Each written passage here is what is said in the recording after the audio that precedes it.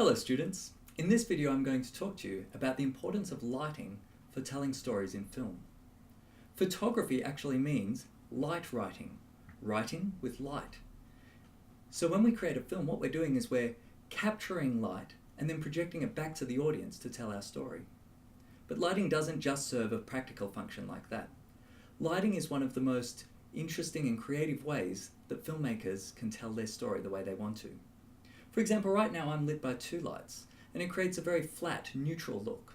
But if I get rid of one of these lights, suddenly I look a bit more dramatic. If I shift the light more to the left, I look kind of mysterious. I can bring that first light back in, but shift it to the back more, and now I look quite menacing. If I change the angle even more and move them underneath me, well, now I look monstrous. Definitely not a character you can trust. You can see how, shifting the lights, we can completely change the way you think about a character, and you can change the way a story is told. So let's have a look now at some of the ways we can analyze and describe lighting. Let's jump right in to consider how lighting can be used to communicate meaning to audiences in films. Lighting can communicate meaning in a whole range of ways. It can create the mood, it can tell us about characters, by highlighting certain features, giving us a certain feeling about them. It can also show how characters are changing over time. And finally, a very practical function is lighting can communicate the time of day or the season, which sometimes is very important for telling the story. There are 4 aspects of lighting that I'll go through in this slideshow, and for each one you'll see some examples and you'll learn some vocabulary that will help you to identify and describe different lighting techniques. The first question is to ask, is the lighting naturalistic or expressionistic? On the left here we have naturalistic lighting. As you can see, it looks natural. It looks what you'd expect to see in the real world. It may have been controlled by the filmmaker, but it's been designed to look realistic. On the other hand, we can get a lot more creative with expressionistic lighting, and this is where the lighting is used to stylistically. It's used artistically, and in this example you can see there's interesting shadows, there's a silhouette created. It doesn't look particularly realistic. It's unlikely you'd get that exact image in real life without some control, but it does look interesting and it is a useful way of telling the story. The next thing to consider is the lighting quality.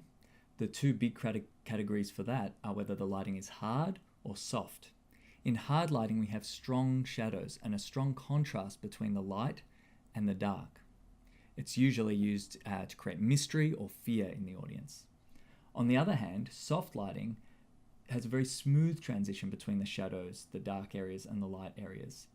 So the shadows are described as soft. This is usually used to be flattering or create a romantic mood. Behind the scenes, the filmmaker is choosing how to position and set up the lights. There's a very common system of lighting setup called the 3-point system, and it involves 3 lights, a key light, a fill light, and a backlight. So I'll go to an online simulator now to demonstrate how the 3-point lighting system works. In this 3-point lighting simulator, we get the key, the fill, and the back all on this subject, and you can see it's created a very even light on this subject. There's almost no shadow. But if we change these and turn some of them on and off, it will change the effect and change what's communicated to the audience. For example, if we turn off the fill light, originally this is filling in the shadows on the right side of her face. If we turn it off, she's shrouded in some shadow. Maybe she looks a bit sad, a bit gloomy when the fill light's off. Alternatively, if we turn off the key light, she's quite cast in shadow now on the left, and so the character might look a little bit more mysterious. If we turn off the backlight, you can see she's not separated from the background as much. So the main function of the backlight is to just get the character separated from the background. If we turn off both the key and the fill, now she's only lit very slightly along the edge, and that could definitely be used to communicate something about this character that maybe they're not to be messed with. Back over to the slides now. That's how the key light, the fill light, and the backlight can be used to control how a subject looks to the audience. Related to that is the direction of the light. You might be using those 3 lights or some combination of them, but you can position them differently to create a different effect. Underlighting is often used in horror films to create a monstrous effect. Side lighting, where we turn off the fill light, can be used to shroud a character in mystery. It can be used to show that the character's two-minded, perhaps. They're light on one side and dark on the other, so maybe they have something to hide.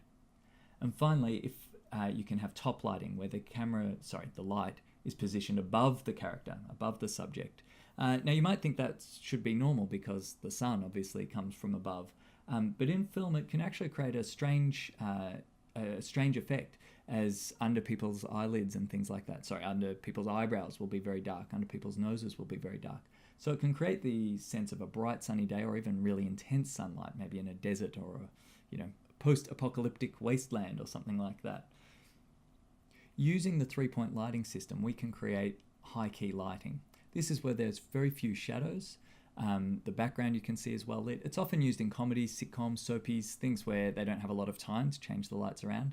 But it can be used in any situation where you want a situation to look, where you want a scene to look brightly lit, friendly, not mysterious. There's no shadow hiding or obscuring anything.